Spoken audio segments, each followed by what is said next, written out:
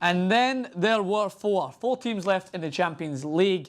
FC Bayern, Juventus, Barcelona and Real Madrid. You couldn't ask for four better teams, I think, to go into the semi-final. But Real Madrid is the first game we're going to talk about. Narrowly going through, a 1-0 victory was enough to take them by the resilient Atletico Madrid. Not much to talk about in both games, to be fair. It wasn't as exciting as yesterday's Champions League games in which we had a 6-1 and a 2-0. Today we had a 0-0 and a 1-0. But to focus on Real Madrid, forced to take shots from range as it had in the first leg against Atletico Madrid. All Black came out with a good few saves again to prevent Ronaldo from distance. Chicharito had to fill in, of course, for the injured Benzema. Many people were wondering how Real Madrid would play without Benzema, Gareth Bale, Modric and Marcelo. But they set out with a formation which for me was a great tactical decision from Ancelotti to put Ramos in the midfield to disrupt Atletico Madrid's run of play. And Atletico were not going to go out to try and pass the ball around Real Madrid. They were going to go out to try and hold it 0-0, maybe sneak a goal, but go into extra time and try and force the tide to go in a direction that Real Madrid did not want it to go. So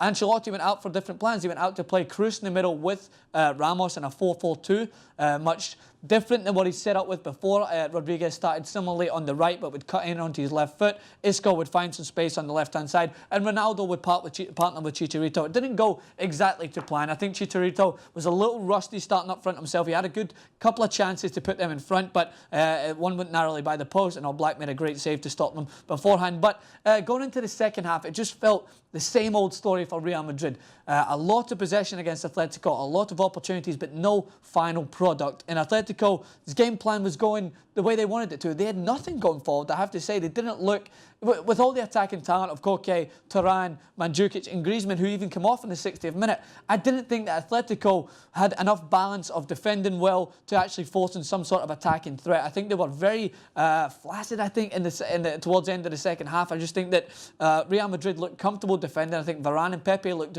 very good together. Those two defenders haven't played together as much throughout the season as you would expect. So you would think that Atletico would try and test them, try and split them, try and find some sort of penetration if they were going to hit on the counter-attack. But they had nothing. They had really had nothing. And the decisive moment came when a little bit of immaturity from Turan. I scanned the internet to see what the perspective was with Turan's tackle. People are saying he didn't make contact. People are saying it was a needless foul. People are saying that it was not a red card. Here's my perspective. In the Bernabeu, in front of that hostile audience with the Real Madrid players who, like all Spanish teams, get in the referee's face as soon as one little glimpse of a mistake is there, as soon as one bit of contact is there, the players are all in the referee's face. To go in that high in their own half when it's no danger for Atletico Madrid to try and close down the ball, there's no need.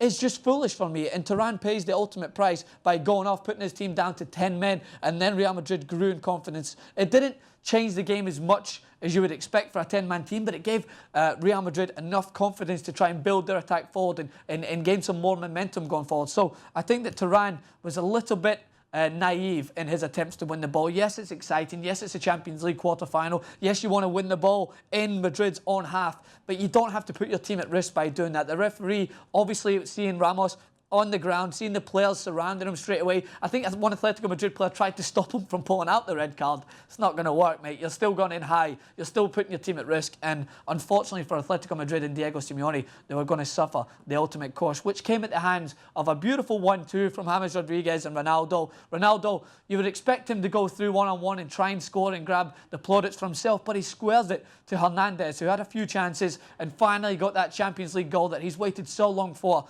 Real Madrid. And you could see the relief on his face as he ran away celebrating, and Real Madrid fans going crazy. A 1-0 victory was all that was needed to go through, and they held on at the end among some mayhem, some rash challenge. I think Koke was lucky to get away with a yellow card going in very high on Carvajal. If he caught him a little bit more, that frustration could have ended in another further disaster of another red card. But it was just frustrating for Atletico Madrid. You have to feel for them, but they didn't have enough in the bank to go to the Bernabeu and expect to go through on that. I think Real Madrid did deserve to win overall. They were the better team, I think, over both legs. If you want to disagree, I'll accept your comments. I'll discuss it with you in the comment section below. But what is going to happen in the semi-final? Who would you like to see Real Madrid face? Many people are already confident that Real Madrid have got over the hardest hurdle because they find it so hard to play against Atletico. But coming up against FC Barcelona, which I would love to wait till the final, would be a great game. I think a Madrid-Barcelona final would just be amazing at this stage of Messi and Ronaldo's career. But who will they play?